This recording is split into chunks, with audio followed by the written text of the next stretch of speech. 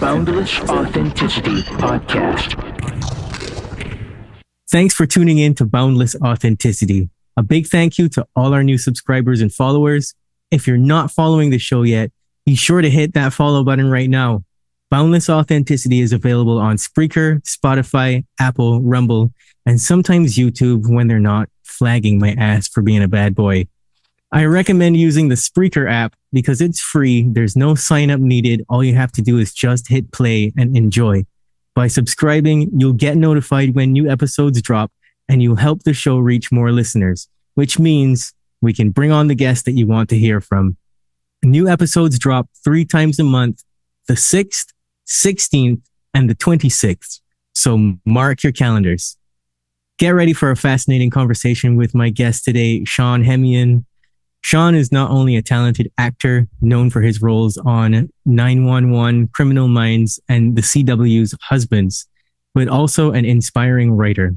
His book, The Good Little Drug Lord, tells the gripping true story of a former Mormon drug dealer who finds redemption in the most unexpected of ways as an undercover narc working for the federal government.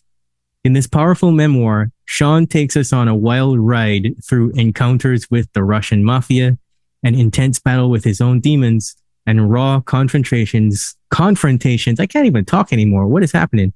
With the people who shaped his journey, his mother, and the mother of a young man who lost his life because of his past mistakes. Trust me, this is one story you don't want to miss. I'm not laughing. It's just hearing it all together again like that is just so, yeah, it's a serious subject, but you know. Yeah, it's strange. I can imagine.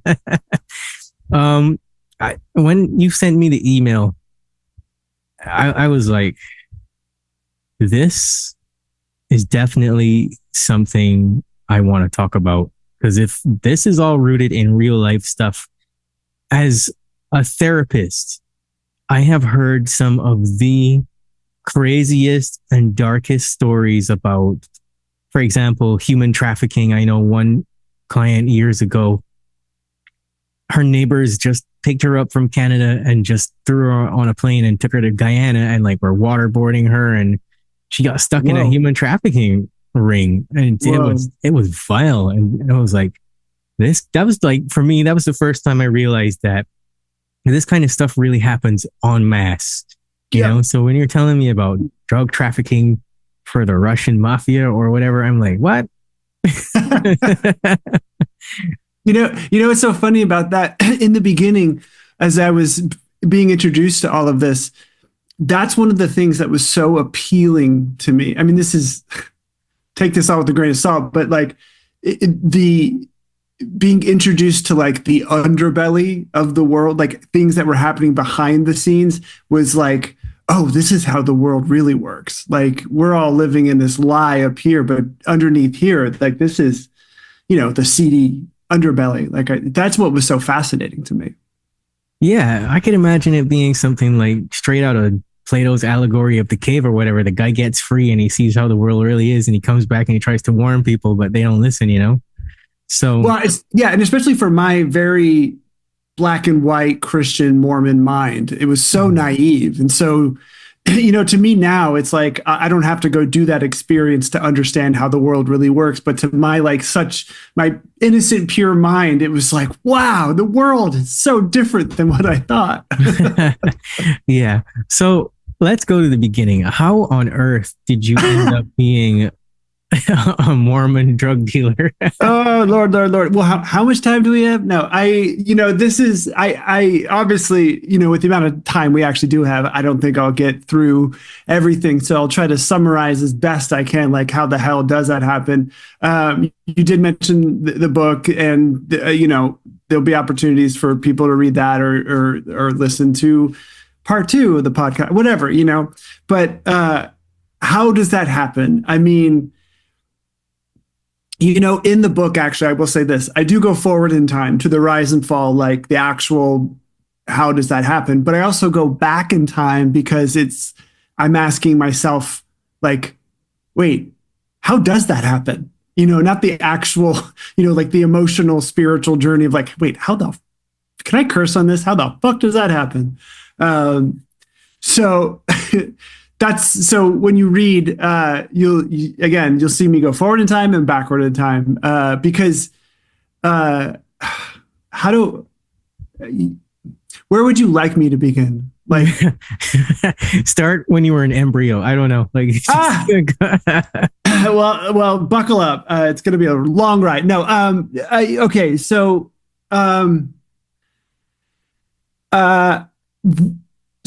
so I was raised Mormon. Let's start there. And family of 7. My mother married outside the church. My father was never Mormon, but my mother was adamant about raising us in the Mormon church. And my dad supported that, but it was always so strange. You know, the Mormons are like, don't drink, don't see rated R movies, don't do it. And then we'd come home and my dad would be smoking and being like, get the fuck out of the way of my rated R movie. And we'd be like, what's going on? But I really was closer to my mother. And so, and you can pathologize all the reasons why I was closer to her. She was very depressed. So I tried to always I was saving her, blah, blah, blah. So I tried really hard to be a good Mormon boy, and I was. And when I asked a lot of questions about a lot of things that didn't make sense in the Mormon church, they were just like, now, little boy, just pray harder. You don't have enough faith. And so I was like, I don't have enough faith. And so I prayed harder. But when I was 13-ish, and I sensed it before then, I realized, oh, I might have a thing for my guy best friend next to me, but this is the 90s. This is the Mormon church. This is like, no. And I, again, being the best little Mormon boy in the world, truly believed I was living in a Mormon God world, and truly believed that this is the worst thing that could happen to a person. I mean, it was up there with murder. So I thought now I was living in a world with a God who, not only didn't like me, but loathed me enough to curse me with this gayness. You know, I really believed that. I really, really believed that at 13, to the point where I was like, I wanted to die. And I was like, this God makes me want to die. So that was the sort of beginning of the torment and the pain. Horrible things happened around that time. There was molestation from, I might have been one of the first, like, this is like 93, 94. I might have been one of the first like online predator victims. Crazy. So when my older brother offered to take me out with him and I had my first drink of alcohol, no surprise having that and finding some kind of relief from this torment, I was like, what is this? This is amazing. I want this, and I want this all the time. So I was primed for that. I was, and by the time I was 18, graduating from high school, I was already drinking during the week. I was blacking out by that time. And by that time I had left the church, and I was sort of saved from the existential spiritual torment of living with the Mormon God, because I fell in love with my best friend, and it was so pure that I was like, and we were like on and off for all 4 years, like undercover, but it was so pure in its feeling that, like, if something this feels this good and this right, it can be so right, then something's wrong with this over here. And so I sort of started dismantling what I thought God was at that time. But it didn't matter. I didn't have the tools to deal with everything that I just described. I was, what is an 18-year-old to do with that? And when I came out to my mother at 19, after, that best friend and we broke up, and he was literally my world. And so when we broke up, I thought I lost my world. You could say he became my God. I went from the Mormon God to this God. And when I lost that God, I was like, well, that's it. My world's over. Let me start cutting my wrists. My mother found me, and this was my outing. How tragic is that? Now, excuse me for laughing, but like, I have to say, when I first started writing the book, I had read a bunch of other memoirs, and they can become very like, look what happened to me, like masturbatory, just kind of. And so I kind of threw up my hands. And I was like, I don't want this to be sad. And I was like, oh, that's the title of the book. So for the first 6 months, the title of this book was, I don't want this to be sad. And I don't want it to be sad. I don't want it to be sad. I want it to I want to, when there's laughter, there's healing. And so I want to find that in there. I don't want this to be so like melodramatic. And I didn't write it in that way either. So that's why I'm laughing through this, because it's so absurd now. It's just even I, to the part of the story I'm about to get to, it seems what? It just seems so what? Like it seems so absolutely absurd. But after my terrible outing, and my mother sort of, doing the very Christian thing of, well, we love you, we accept you, but not the lifestyle, which is, code for sleeping with other men. So no, it's just flat out rejection. That was 19. So most of the story happens from 20 to 23, especially 21 to 23. Because I went to theater school. I already found acting by that point. I was like, oh, this is fun. I like messing around with this. So I went to theater school and dated some other people. But it wasn't until I met a drug dealer in Washington, D.C. It wasn't until I started experimenting with party drugs, specifically crystal meth. And I very clearly remember the first time I had it. I could feel how powerful. I mean, just as an anecdote, like, to go dancing on the dance floor, I had to be really drunk to do it, because I'm stupid white boy, no rhythm kind of thing. But the second I had the meth, I was like a dancing queen, like just ripping it up and just feeling so powerful, and that feeling of being wanted. And it's not a good drug for people who feel powerless in the world, because it makes you feel really powerful, and therefore you want it all the dang time. Anyway, everything, all the addictions, I'm gonna sort of start to summarize, because when I was with the drug dealer boyfriend, trying to keep it to the weekend, it started encroaching into the week. I'd be up for 3 days on the meth at this time, but I'm 22. I'm invincible. I got this. Excuse me. And I was going to school 90 miles south from Washington, D.C. So Richmond, Virginia, and then Washington, D.C. And, I would zoom up and down. But like I said, it would start encroaching during the week. I started missing classes, and I would blame the boyfriend, because he was so bad at drug dealing that he couldn't re-up on the drugs fast enough, because I needed something to actually get down to school. And slowly I started doing more and more during the week. And it got to the point where I just decided that this dealer boyfriend was terrible at it. He was not reliable, not trustworthy. Mostly he couldn't keep up with this growing habit that I excused because of my age. I'm 22. I'll be able to stop when I want to stop. And we got in a huge fight one night, because he really, other people thought he was a bad dealer. This is so funny to talk about.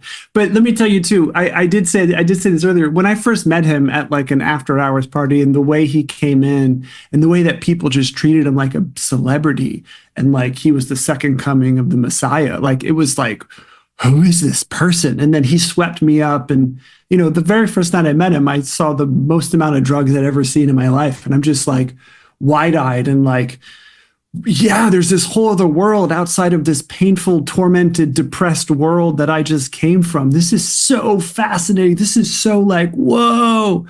And again, I'm 22 and invincible. Like this isn't, the bad stuff isn't going to happen to me. This is just really exciting. This will make for a great story one day, like today when I'm sharing it right now. I mean, I genuinely thought that then. And it's true. It's true. I mean, of course, my actor brain was thinking in those terms, but anyway, he was just so bad at it. And then when we broke up, he accused me of trying to steal his business, and I was like so resentful. I was like, "F you, I'll do a better job than you." And so I started dealing just to prove him wrong. And mind you, this is like dealing nothing like at a club, you know what I mean? Running around a club and doing little quarter baggies and little eight, like this is just a little bit of stuff. It's still kind of like feeling wanted and thrilling and stuff. And I'm just like, okay, we're going to run around and do this.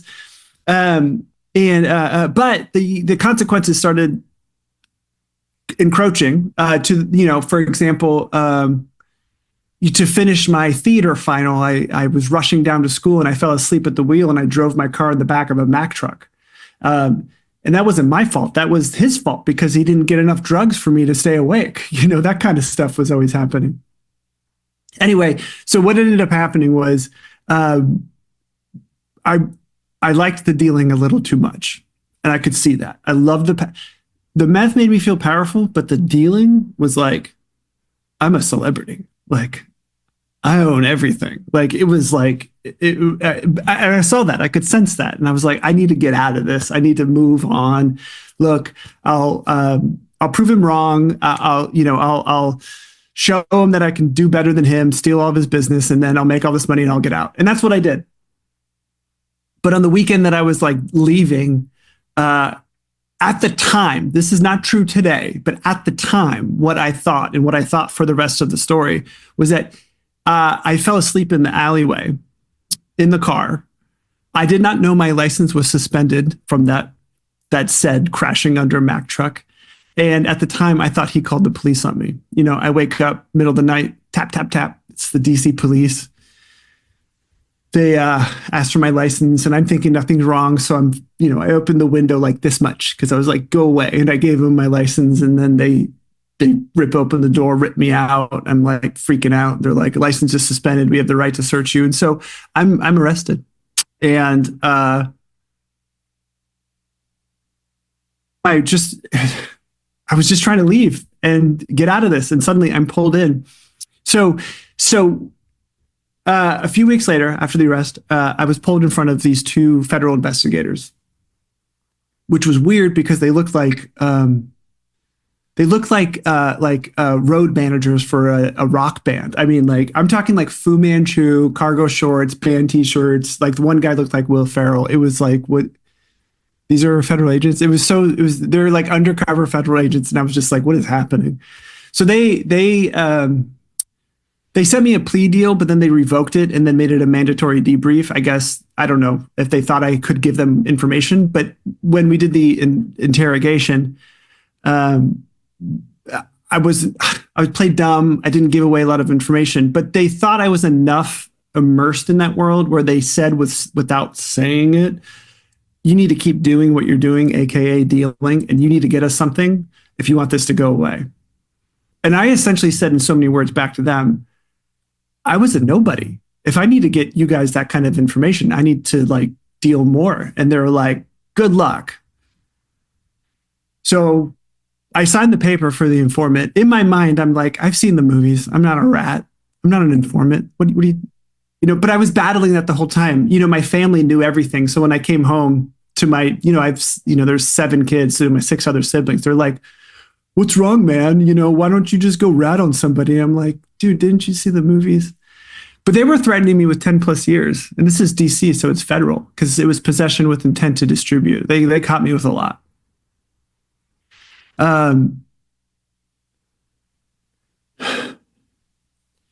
So that's like March of 20. Sorry, not 20. That was like March of 2003, 4. And I had about 6 months, March, April, May, June, July, August, 6 months as like my runway. So now I was trying to get out. Now I'm stuck in it because I have to keep dealing in order to get them information. And my mind is blowing. Like, how is any of this real? How is this possible? What the fuck? What do I do? What do I do? It's kind of obvious that my drug use skyrocketed. Now I'm using every day, all day. I forgot what it was like to do a sober breath. I started smoking the meth, but never injecting because that's what addicts did. And I had running mates, meaning I had people who would run and do deals for me. And I had a lot of, the first month or two was trying to figure out ways to get people to deal with me because people knew I was arrested. So I was like red flagged. So they were all paranoid to be around me. So I started traveling to other cities. And my plan was to find a bigger supplier elsewhere, come back to DC. And when it was dry, meaning no product, people would buy from me and then give me access to a bigger DC supplier. And then debate on whether or not to turn them in. I still didn't know. I didn't think about that far ahead. I just needed something to do because I was still wrestling with like, can I live with the rest of my life with the guilt of being like a rat? I went to Fort Lauderdale, New Orleans. I went to New York. The best place was Atlanta. It was cheaper there because it was closer to the Mexican border for the cartels.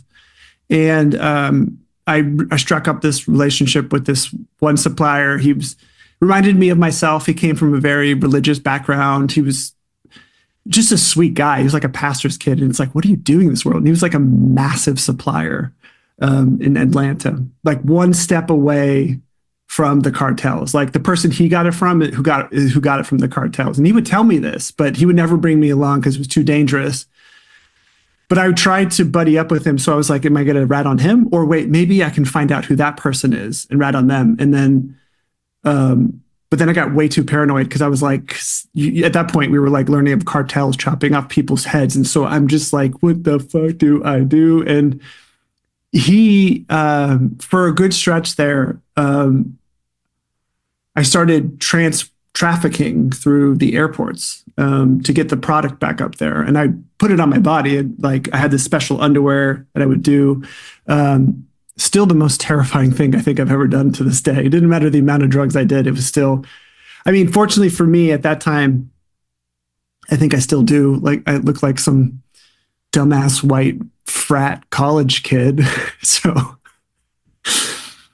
fortunately for me, I learned, but before I learned, I would always buy this ticket one way, which is like automatic red flag for security, extra security check. But I'd be put in a line, and I'm not kidding, it'd be me and like 30 Middle Eastern looking men. Because this is 2003, 2004. This is post 9/11. They could have cared less about me, but it still was enough to get paranoid. And twice they found a baggie of white powder. I thought I cleaned out my bag well enough. Twice they found it, and twice I got away. They were just, I played dumb college kid. I mean, I can't even. There's so many lucky SOB son of a bitch like parts of this story that just blow my mind. So I thrived on this because I did get back to DC and people didn't have product. I did, nobody else did. And so suddenly I was the big cat in town. And hence the good little drug lord. That's like the Mormon drug lord. And so I was on top. And I got by like that for a short while, knowing my court day was looming. The agents, they were in my phone as, I don't know why I did this. They were in my phone as yes and no. That was the name I gave them because I was like, yes, I do rat, or no, I don't. I don't know why. So I would get random texts from yes and no, just being like, clock is ticking. What do you got? One time I completely made up information. I was like, I don't even know. I don't remember what I wrote. I just know I made something up. And I'm just going through this whole, like, what do I do? What do I do? I also didn't want the drug use to end because, I had to use more and more to actually escape all of this, the torment, and to actually get really, really high. So I didn't, but what happened was, and actually the reason I even wrote this book is because, not to show off, like, this is what happened to me. The reason was because one time when I was in Atlanta, I was involved in an incident with one of his friends who, so there's a party drug called GHB, and like a thimbleful can make you feel like you're drunk, and it hits the same parts of the brain. The gays love it. It's just an easy way to feel really drunk. The problem is if you mix that with alcohol, it just shuts the system down. It's lethal. And this one friend that I only met that night, who I was giving drugs to, he, on his own, we think, drank alcohol after he had the GHB. And, when somebody falls out from too much, there also is, when somebody falls out from too much GHB, we just put them on their side. They go to sleep. And that's it. But we never think that they mix it with alcohol. This guy did. And all those consequences that I never thought would happen to me, I was still in disbelief that these things would happen to me. And by that point, I was arrested. I was an informant. I totaled my car. I had been in threatening situations. I was now a full-blown drug addict. But still, the consequence of somebody actually ODing was just not computing to me. So I had many opportunities to potentially save his life if I acted sooner. And that's my biggest regret for my time out there. I finally did act. I got my friend, we were at the club, and he was hysterical because, by the time we looked at the friend, he was blue face. I mean, his eyes were still, the guy was, I started doing CPR. It was a very classic, dropped him off the ER and sped away. I was very high. I was very paranoid. I was very all kinds of things. Different state of mind. I get all that, but still, it's a major regret to the point it terrified me from traveling. So now Steven's out of the game. I'm back in DC. I don't have a supplier. I'm with nothing. The court case is looming. I don't know what I'm going to do. 2 weeks later, and this is the reason why I'm actually writing the book, or I wrote the book. I get a random phone call. I was the last number that this young man who died, I was the last number on his phone bill. And his mother, this deep, Alabama, Georgia act, she was like, please don't hang up. Just sobbing. And she just wanted to know what happened to her son. I was paranoid. I didn't know how she got my number at that point. All kinds of things are running through my mind. I'm even thinking, is this like a setup to get cops to, for the cops to get me to confess? This is a drug-addled, paranoid mind. And she just begged to know what happened to her son. Why was he dead? I hung up on her. And that was the beginning of the end for me. It was very dramatic. I even stood up. I had a glass bong, like a meth bong in my hand. And I was like, get out. It was very dramatic. But I still feel that 20 some odd years later. And my book, after a year later, after I got sober, I tried to find her and I couldn't find her. I tried recently. I couldn't find her. So my book is also like a message in a bottle to potentially this grieving mother who's still out there, to offer her some solace if she's looking for that. She may not even be looking for that, but this is my way of making an amends to her, is to really get this book out there. But after that happened, and with more pressure from the investigators, I needed to do something. And so I had one of my runners was by day a hairstylist, and he would do house calls. But most of his house calls at this point were to cut someone's hair and to deliver my drugs. So he had a lot of clients like that. And one of them was this girl whose boyfriend was trying to get into the business. The only catch was he was supposedly tied to the Russian mafia. And when he first told me that, I was like, get the fuck out. No. No. But that was before all this went down. And once this all went down and I had no other options, I said, fuck it, let's do it. And I met him, and he claimed to be Russian mafia. He was early 20s like I was. He looked Russian mafia. He put it was a pearl inlaid gun, just on the table, just to make sure I knew I was not, he was not somebody to fuck around with. He had the best meth I had ever come across, and that I'm sure anybody would have ever come across. And he wanted me to, he had pounds of it, and he wanted me to, supply the city with it. And so I did. And the meth was so good that I ended up using most of it and not selling it. And I started owing this guy money, and he started threatening me more with do you know who I work for? They're watching you. And so my paranoid mind, I swear I saw old Russian men following me everywhere. He'd put the gun in my face. He would pin me. He was also very attractive. And so I was like, it was really messed up, because I was like, oh, okay, man. But I was, and that's when I was like, am I turning in the Russian mafia? Is that what I'm doing here? Am I about to do this? Because that would definitely get my case cleared. I didn't wear a wire or anything, but it took in my book, his name is Serge. He went by, or Vadim. Sorry, his real name was Serge, but he goes by Vadim in the book. There you go. He would always meet me at a hotel, but eventually he trusted me enough for me to go to his apartment. So, and also he started talking about like his brother was having a baby. He was going to be an uncle. Like he started giving me more personal stuff. And in my mind, I'm like begging him to not tell me this information, because now I'm just getting more and more information to tell these investigators, because the clock is ticking and I'm almost there. But it got so bad because I started owing him, thousands and thousands of dollars, that I had to just not cut off. I just avoided him. And so now here I am about to have to go to my sentencing. This mother recently called me. I'm feeling like the worst piece of shit in the absolute world. Like, how can I be like this? I deserve everything bad that's happening to me. This guy's threatening my life. Wait, if I get off this case, is he going to still threaten? Wait, is he going to kill me if I turn him in? Wait, what does that mean? And I'm also a piece of shit. Oh, wait, I actually can't stop using drugs. This is like the first time I'm realizing that.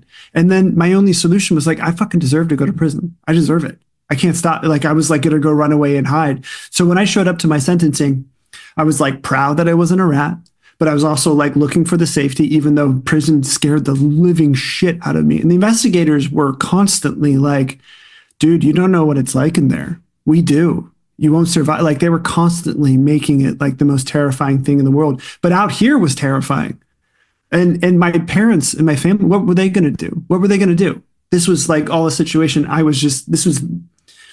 I've always tried to find a way to describe the level of loneliness that I felt, because I was hiding from the world by being in the drug world. But yet in the drug world, I now had a secret that I was hiding from even the closest people I was with, that I was this informant. None of them knew. Absolutely nobody knew. So I was like alone, like just crushed under everything that was happening. So that's part of this sentencing, was just giving up, was just like, I'm done. I don't know what to do. I'm done.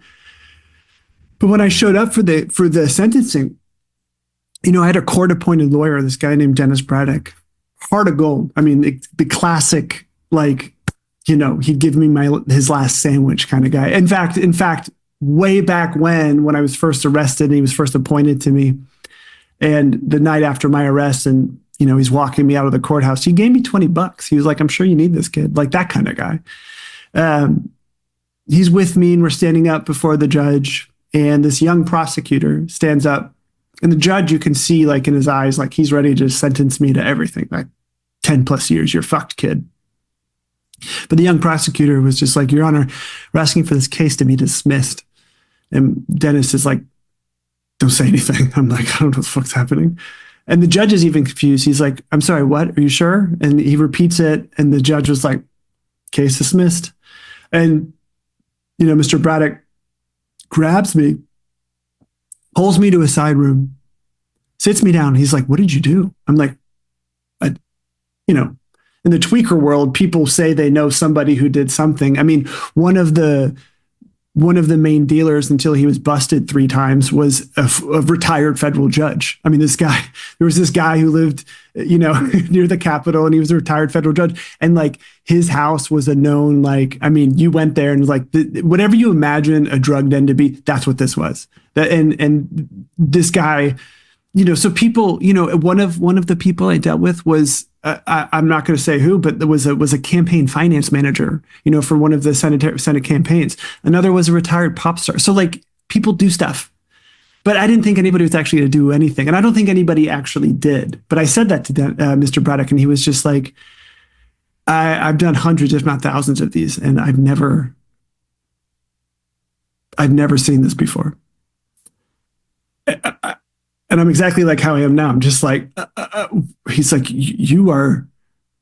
this is your second, get out of here and never come back. And I got out of there, and I'm in shock. And I called my mom, and she was, sobbing, and I'm just like really experiencing this. Like, I'm like, okay, this is my end.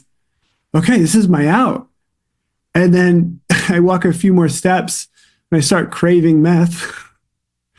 I walk a few more steps, I start craving other drugs. And then I walk a few more steps, and then I'm like, I can't get out because Vadim was threatening my friends. So I have to keep dealing in order to pay him back. and so and so I lasted 6 more weeks based on that. And it got dark. And those 6 weeks is when it got dark because I didn't have any money. So what did I do? I in a hilarious chapter in my book, it's not what you think it is, but I definitely was paid for sex, but it wasn't actually full sex, but I was paid for it. It was a terrible experience, but I got enough for an 8-ball to start, doing my business again. But I was long gone those last 4 weeks. And also I lived in an abandoned apartment. My running mate, this gal who was closest to, she was starting to live there. Other friends had, but it was abandoned because it would flood out. It was a basement apartment that would flood out in rain. So it had this moldy smell and like from rainwater. And I was like on an air mattress and I was convincing myself that I was here to make some more money to pay off Vadim, which was stupid. And so when this running mate, this girl I was with, when she came to me 2 weeks before my 23rd birthday, and she said, I don't want you to get mad at me, but I want to get sober. I want to go to rehab. And I shit you not, I looked at her and I was just like, you can do that? Like, I didn't know that was an option. Like, I truly, in the 90s, it was like Train Spotting. So it was like heroin addicts in a haunted house. Like, I just didn't know, side note, when I did go to rehab eventually, I was half of the people I was in there with were suburban moms who couldn't stop drinking Chardonnay. So like rehab's for anybody. But I was like, it suddenly had this out and I was like, okay, well, my birthday is in 2 weeks. Let's celebrate my birthday and have a going away party. And so, and we'll stop then. And I was serious about that. But when we hit my 23rd birthday and the clubs, by the way, they all knew me. The owners knew me. I didn't, they gave me a going away party at one of the biggest clubs there. They just handed it to me because, and we had the going away party. And then, the next morning came and it was when I was supposed to stop using. And this is when all illusions, this is when everything, whatever mental constructions I was building in my head just shattered to the ground because I was like screaming at myself to stop using, but literally my body kept putting the pipe up and all illusions that I could stop were shattered. And that's when I realized I had an absolute, I was fucked. I had an absolute, I came back into my body for the first time in 2 years and a small window opened up where I realized we had Kate, Lexi in the book. We both recognized we had a small window to jump through. And so we did. And eventually she called her parents and I called mine and they picked us up. Well, I'll say this, and then this is the end of that story.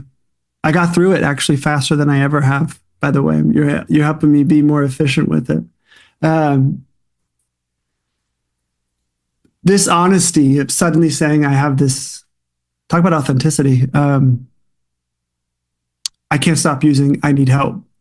I made my ex-boyfriend come and get all the drugs. I called my parents, and while they were on their way,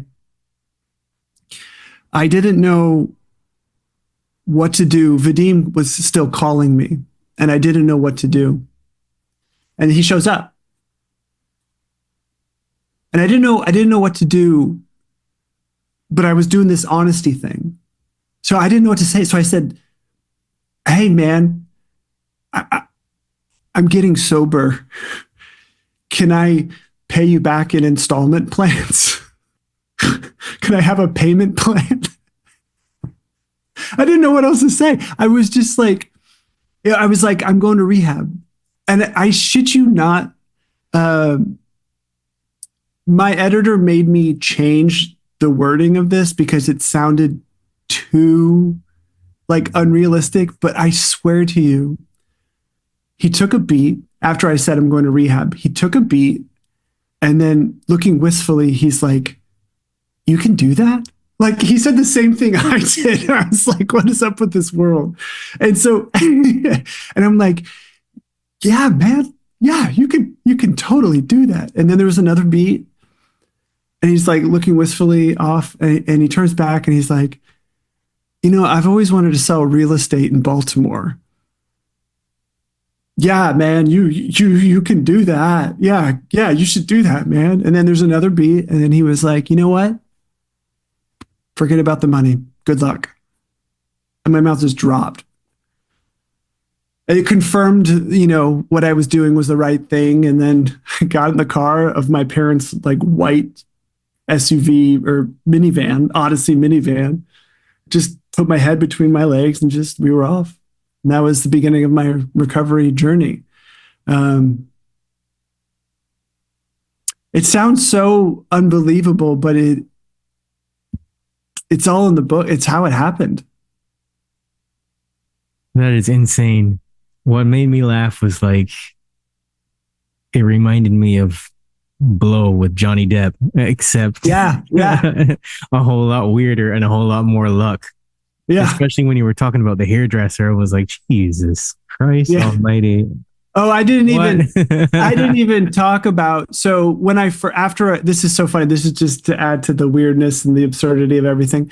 So right after I got arrested and nobody would deal with me, the only person that would was this high-powered DC attorney who, knew better. Like he was like, kid, you're not going to fuck with me. Like he just essentially said that to me and I was playing dumb. I was like, what are you talking about? I am not an informant. And he was like, dude, you're an idiot. But I became his dealer and his girlfriend was she must have been early 50s. She probably was in her 40s, but she looked like Shirley Temple. She had freckles and she was a prostitute, but she was half deaf. So you had to really speak up and articulate. And so what happened was I lived with her the first couple months of just getting out. So in the studio apartment was this 50-year-old drug addict, like tweaker, like prostitute, half deaf. I'd be like, Kimmy, like, and I'm living with her. So it's just this absurd scenario that I was first put into. Bunch of characters.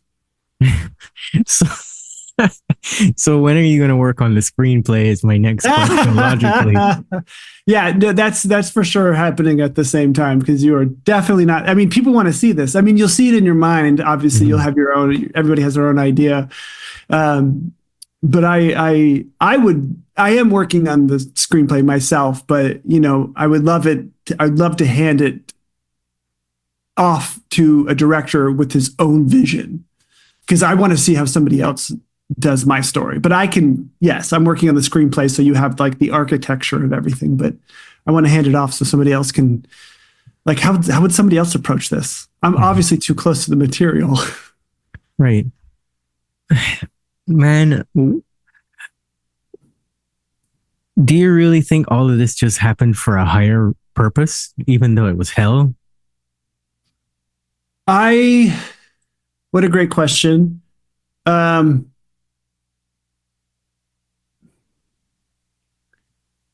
If I want to have a better time at life, it behooves me to believe that. I think for a while there, I was more of the nihilistic. What's the point? We're all just, going through my phases of understanding spirituality or higher power, whatever you will. But I do choose to believe that there was a purpose for sure, particular to my soul's authentic journey through that. Regardless of that, even an atheist who would look at my story and be like, yeah, no, you weren't meant to be out there. There's too much good luck and too many close calls. Like you are lucky. And clearly you were meant to get through that part of your journey pretty quickly because I burned through that real fast. And if my journey is now on this other side where I'm sharing it like this, then this is an extension of the journey. To what end? I don't know.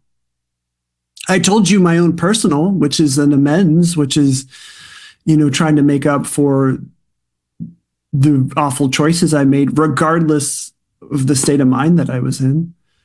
I mean, there's a perspective on my story where I just made I just made a bazillion really bad choices. And irregardless of the amount of pain I was coming through, I painted a quick picture of what I came from. And that's not even all of it. I mean, obviously, that's not all of it. But there has to be a purpose to it. During your time in rehabilitation and all of that, what was the turning point for you when you said, okay, I think I got a handle on this and I'm actually ready to live in reality?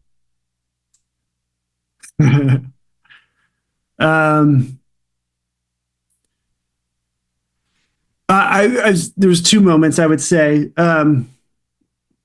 That first year I did rehab in Northern Virginia, and then I did an outpatient program in Washington, D.C. at the Whitman Walker Clinic, and I had a really wonderful counselor there.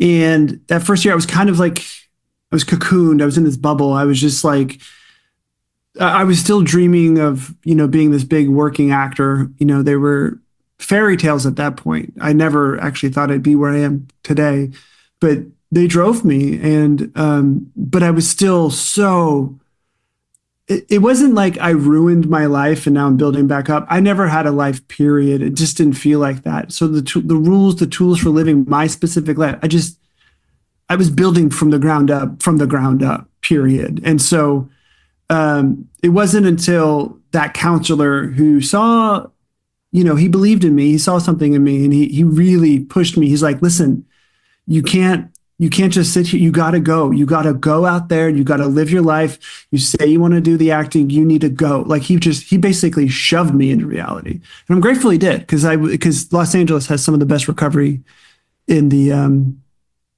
country, in the world. And, since the pandemic, now everything's on Zoom and stuff. So people are experiencing the recovery here.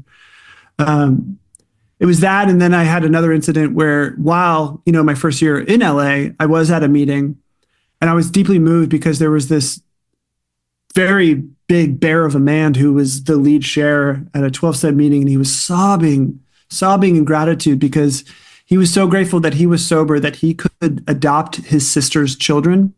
And he was so grateful that he was sober, that he could adopt his sister's children because she was still an addict and was selling her 4 and 6-year-old for money. Fucking devastating. And so he was available because he was sober to adopt them, and he was sobbing.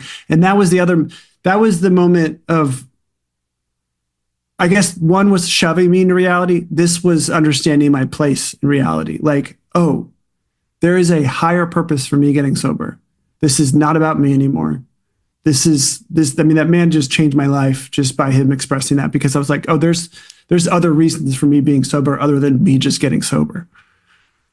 It kind of like broke a glass case and let you out, Yeah. That's exactly right. Yeah. Wow. So there's so many questions I could ask you. I just feel like you've shared this really huge, intense story.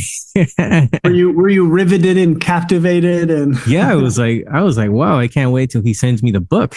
Yeah. Yeah, because I'm gonna read it for sure and be like, what the hell? But okay, so this is the inspiring segment of the podcast, I guess. Okay. Because it's like, okay, see, you're shit out of luck. You have nothing to scratch your ass with. And you're like, I've got to become an actor real fast. And I got to succeed at it when the odds are like 99% failure for everyone. Yeah. How did you do that? I mean, obviously you're lucky. Obviously somebody's smiling on you. Well,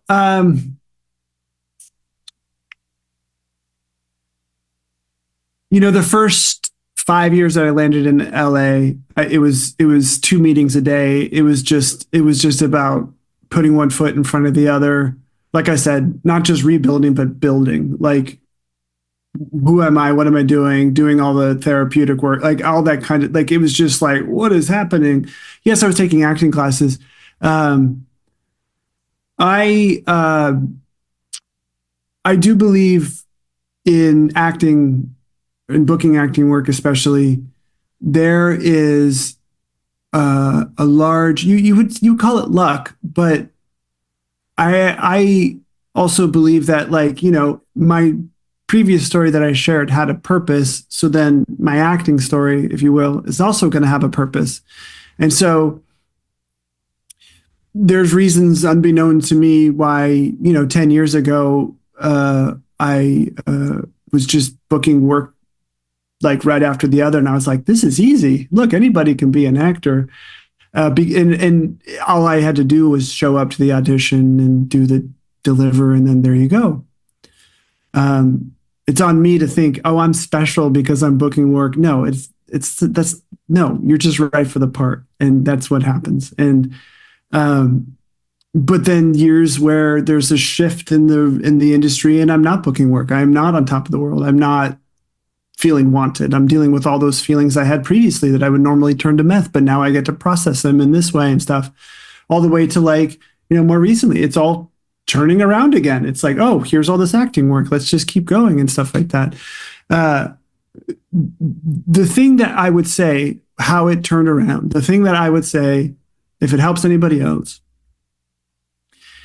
there is inside of me, especially for my heart, I think in my heart that it's me as an artist in general is to use the title, my authentic path.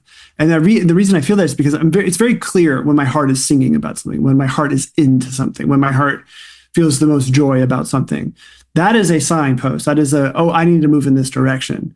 And it's easy because I really enjoy this. I have a lot of fun doing this. What that looks like, this guy loves to figure out what that looks like. And he's always upset because it never looks like what he wants it to look like. That's not my job. And that's what I've come to learn is not my job through the years. It's taken me a long time to get there. My job is to listen to this and follow forward with that. So the results of that, like, how did I book so much work in the beginning? How am I booking work all again?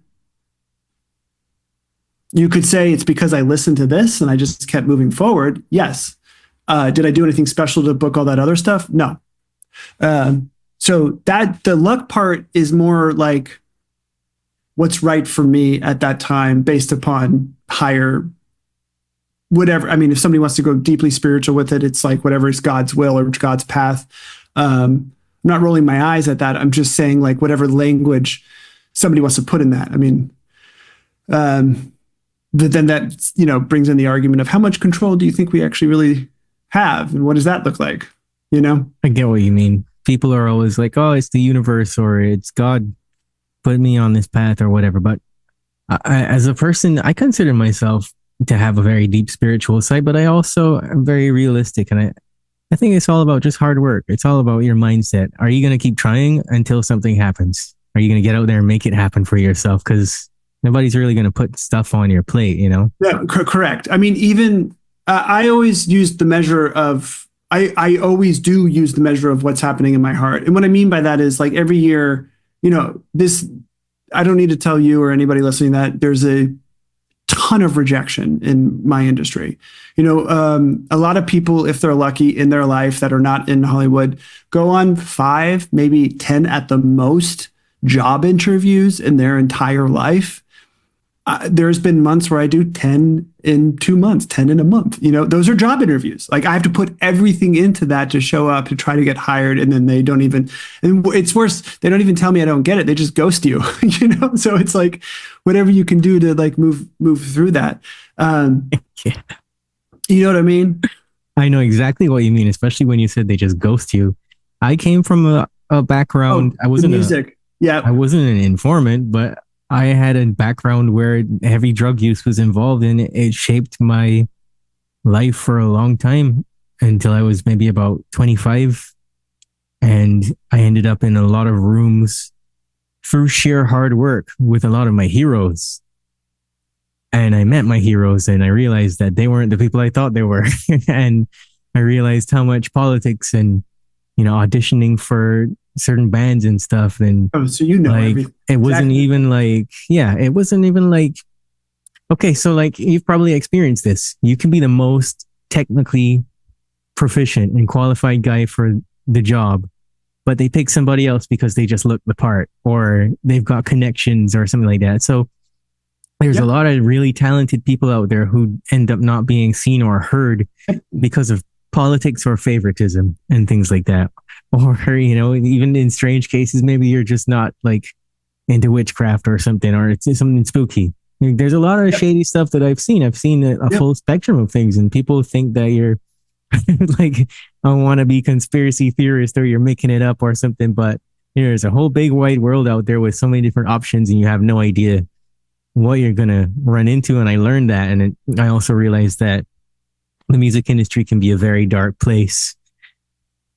And like you, I listened to what was in my heart and I stopped trying to be that guy, the super successful, famous guy.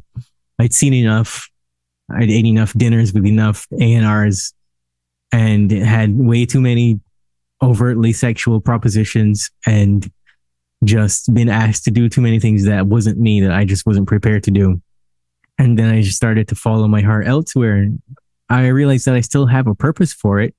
So I took it to just doing regular stuff, doing regular bar gigs, do charity events, you do pediatric cancer gigs. You get to hold a little kid and sing to a little kid, and that's fulfilling. And that was actually way better than trying to play for thousands of people and get a record deal, Mm-hmm. And it was it definitely beat sitting down in a studio somewhere, being a hired gun. That actually just sucks. Mm-hmm. And you never know when you're going to get paid. You never know who you're going to touch. So it's a guessing game. Mm-hmm. And the only thing that got me there was following my intuition, my passion for it, and realizing that a million people could play guitar as well as I did, and not care about the people on the receiving end as much as I did. Mm-hmm. And they might succeed for one reason or another, but I felt like I was going to succeed because I felt like I was doing what was morally right. Like I felt like I was doing what was right for other people and not just myself. Mm-hmm. Even in my darkest times, that was my only guiding light, so to speak. So I'm saying that because, you're a successful artist. You're a good actor. I've only seen the clips because everybody that listens to this podcast knows I don't watch TV. But I understand the magnitude. Criminal Minds has been around for a long time. Yeah. It's a big deal to be on that. The CW, it's a big deal to succeed like that. So it takes a lot of heart. And thank you. I just wanted to, commend you for going through all of that and coming out on the other side. And maybe you went through all that crap and, whatever they want to call it, baby Jesus or whoever is giving you this opportunity to be in front of all of these faces so that you can share your message, share your story. It'll change people because it's like a once in a lifetime chance to just do the stuff that you've done and then live to talk about it, first of all, but then also be put in front of so many different faces to get interest in you as a person and share real helpful stuff with people, because there's a lot of empty vessels out there on TV. You see them and you're like, yeah, this person has nothing to offer me as an actual person. Yeah. Thank you for saying. I have a lot of gratitude for what you just said. Thank you. That's very nice. It's nice you're to welcome. think of it in that way. You're adding purpose to my sobriety and my life, and I really appreciate that. Right. Well, that's what this show is all about. It's about bringing really interesting and as authentic as possible information to people so that they can do what they want with it. Hopefully move on an arc that will change their lives. And I would definitely say you're doing that. Thank God Serge didn't get you. Yeah, and who knows where he is. I have no way of contacting him, but I don't know. I mean, I would have almost considered him a friend, except I couldn't. But I definitely believe in the, don't worry, be happy, but do your best. And when my heart is in something, I do my best. And that if I can't do my best in something, my heart isn't in it. And that kind of tells me the direction that I'm heading in. Now, I've had to support my dreams through the years. I was a table server for years way back in the day, so it's like sometimes I don't want to do that. But if I'm supporting the bigger thing where my heart is, then yes, I will do that. And I'm just saying that, as a side note, this hasn't been easy. Nothing in my life has been easy. In fact, again, I really appreciate what you just said. It really warms my heart because honestly, now is when I feel like my life is really beginning. Now. I get what you're saying. Man, because I know what it's like to give a guitar lesson for like $25 or whatever. And then you got to buy a loaf of bread and get to your audition with that money. Exactly. Yeah. And then you're walking down the highway thumbing it because you got to get home, like I know exactly what that's like. And it's about the willingness to have that experience and not be like, this is a punishment somehow because I have to work hard for something. It's not a punishment.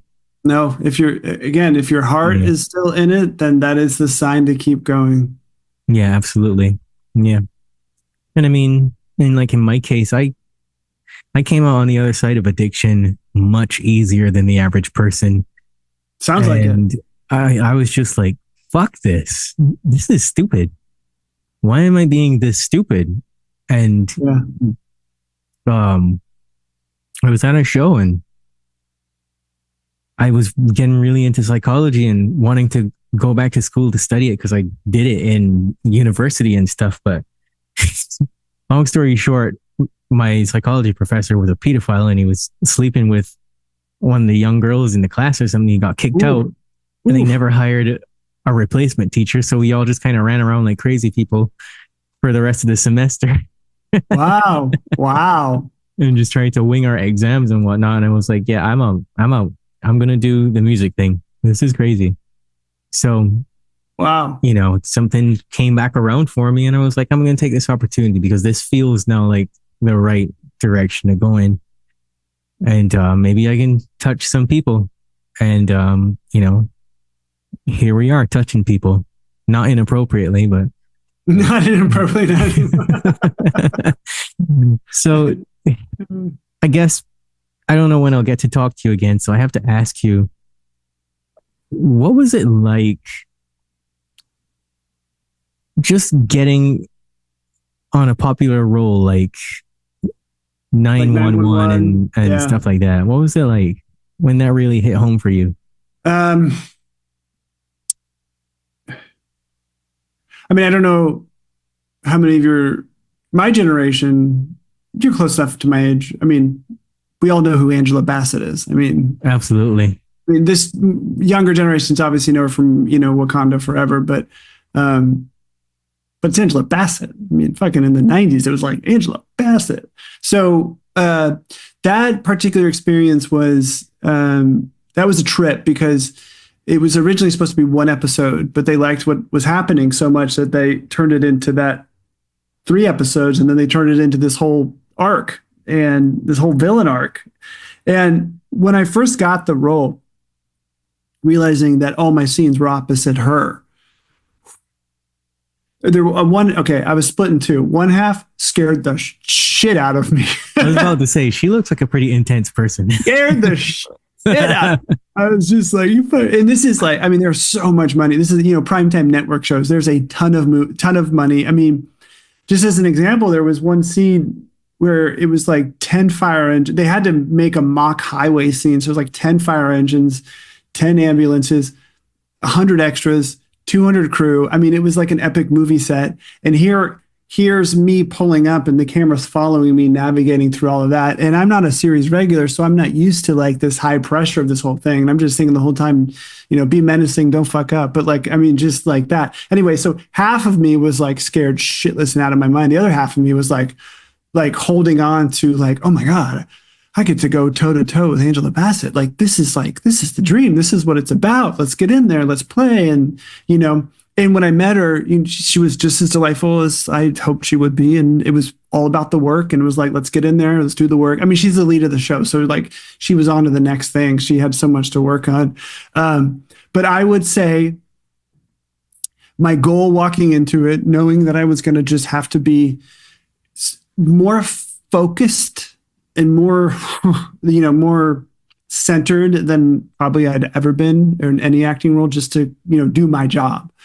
That I knew a lot of it was going to be, I don't want to say was going to suck. I don't want to say that, but, I'm not going to hide the fact that like, you're scared shitless the whole time. But my goal was to find some joy in there, some fun. So find some fun in there. And then, after getting the few takes out, proving that you can do the job and stuff, then the fun started coming in. And so it was like, I felt very successful. So I enjoy the memories of that experience more than the actual, because it's very different if you're a series regular, because everything is built to support you. I mean, it doesn't matter what you do. You are in the show, you are locked in, versus like the guy coming in, everything is working against you. You think you're about to do your big scene with your big monologue.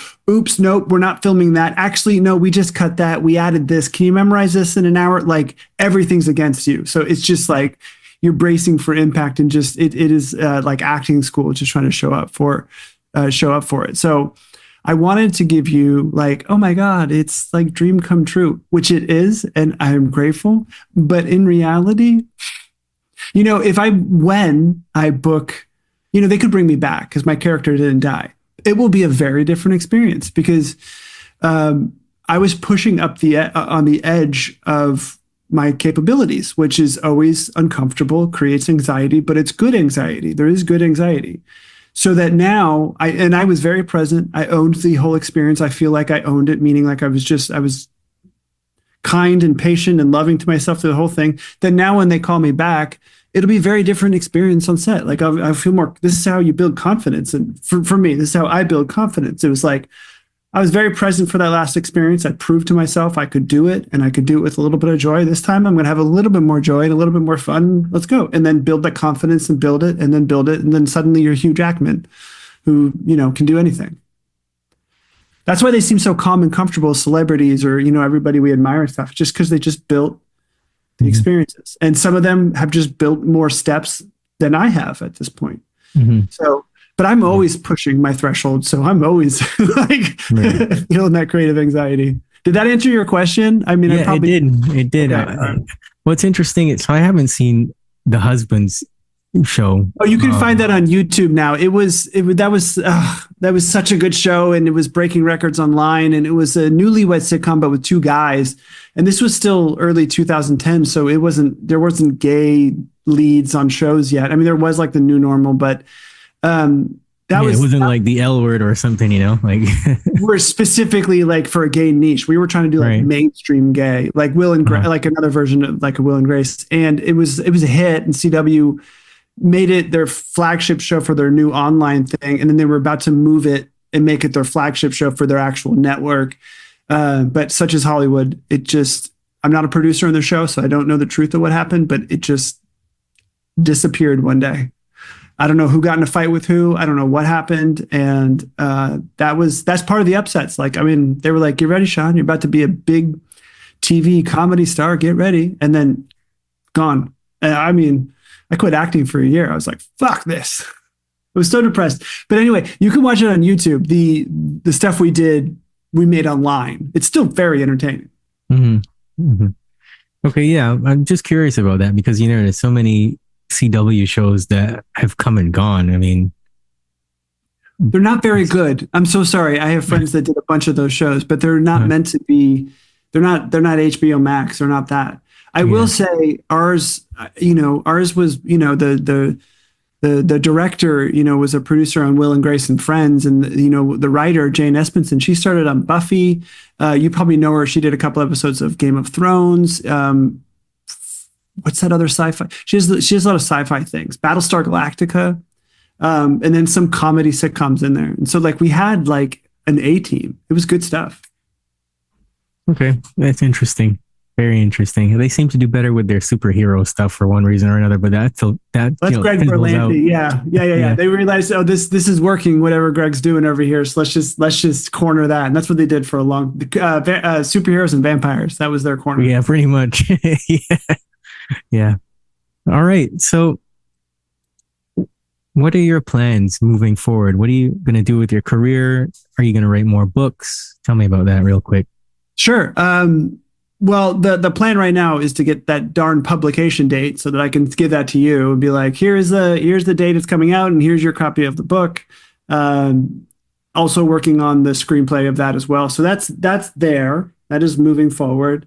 I have a bunch of other screenplays and TV pilot pitches that I'll save for another conversation, but those are always working. And then it's auditioning. It's just auditioning, and it's the industry is constantly changing, as they say, especially after the strike and after the pandemic and stuff like that. So it's just trying to get more opportunities. It's just trying to hustle out there. Like I told you when we signed on, it just came from an audition. It's just the way it goes. So I know where I want to go. I mean, of course, I want to be a series regular. Of course, I want to work on Broadway. Of course, I want to, work, whatever feature film. Of course we do. But just as we already kind of said, I can show up, do my best version of that character. Try to be a person they want to work with and be friends with for the next 6 months of filming, a likable human or something. But that's the most I can do. If they don't, their vision of how this character is I don't match it, then I don't match it. Besides, I don't want to be something that I want to be something that my heart's in, like a character that I love this character. I want to be hired for that versus trying to be what they want. My heart's not really in it. It makes it a slog. It doesn't make it fun. Yeah. So I don't know. Ask the universe. Yeah. I guess it would suck too if you were one of these actors that kind of gets cast in a particular role all the time, because then you just kind of become that guy, Hey, you know what? That guy has no problem being a cog in the wheel, in the machine of things, and is happy getting that paycheck. You know what? Back when I was serving tables, I would have been happy to do that. Are you kidding? Yeah. All right. Golden handcuffs. It's yeah. Anyway. Yeah, I get what you're saying. So tell everybody where they can find you.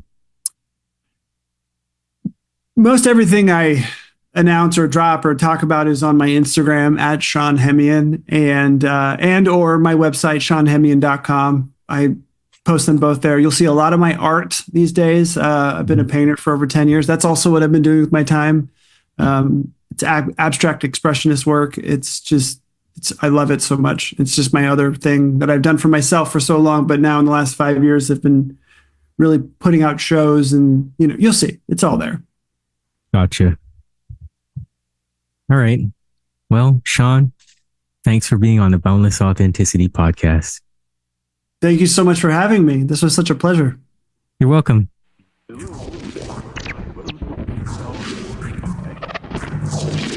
You're listening to the Boundless Authenticity podcast, where we discuss everything related to the evolution of human consciousness.